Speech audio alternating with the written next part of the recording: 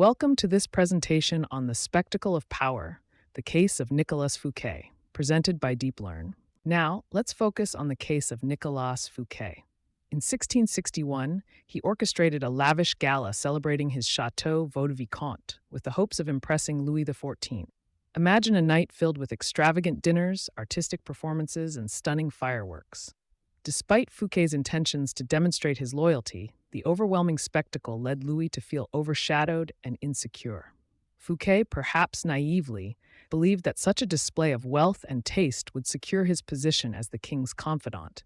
Instead, it only served to highlight his own power, inciting jealousy and ultimately his demise.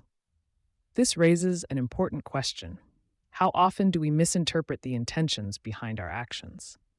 In the quest for acceptance, we might inadvertently provoke insecurity in those we wish to impress. Next, we turn to Galileo, a figure whose survival depended on understanding the intricacies of patronage. Unlike Fouquet, who was blinded by his own brilliance, Galileo adeptly recognized the need to elevate his patrons, the Medicis. By linking his discovery of Jupiter's moons to the Medici family, he not only secured their favor, but also positioned them in a narrative of cosmic significance. This strategy reveals a vital lesson in power dynamics.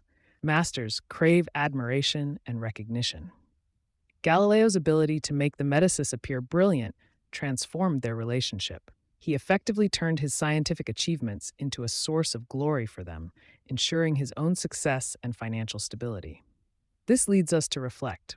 In our own lives, how can we strategically support and uplift those in positions of authority without diminishing our own contributions? In examining the consequences of outshining, we encounter the fates of Astore Manfredi and Senno Ricciu. Manfredi, a charismatic prince, was executed because his mere presence overshadowed Cesare Borgia's insecurity. Similarly, Ricciu, despite being a favored advisor, faced execution for presuming equality with his emperor. These examples underscore the critical need for self-awareness when navigating hierarchical relationships. It's essential to recognize that our natural talents can provoke unease in those above us, leading to detrimental outcomes. Consider this. How can we balance our ambitions with the need to maintain harmony in professional relationships? This question invites us to explore the complexities of ambition within power structures. Finally, let's discuss practical strategies for navigating the delicate landscape of power dynamics.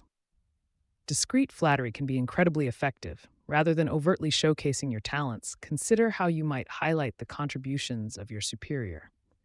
For instance, when presenting new ideas, framing them as reflections of their vision can reinforce their position while subtly elevating yours.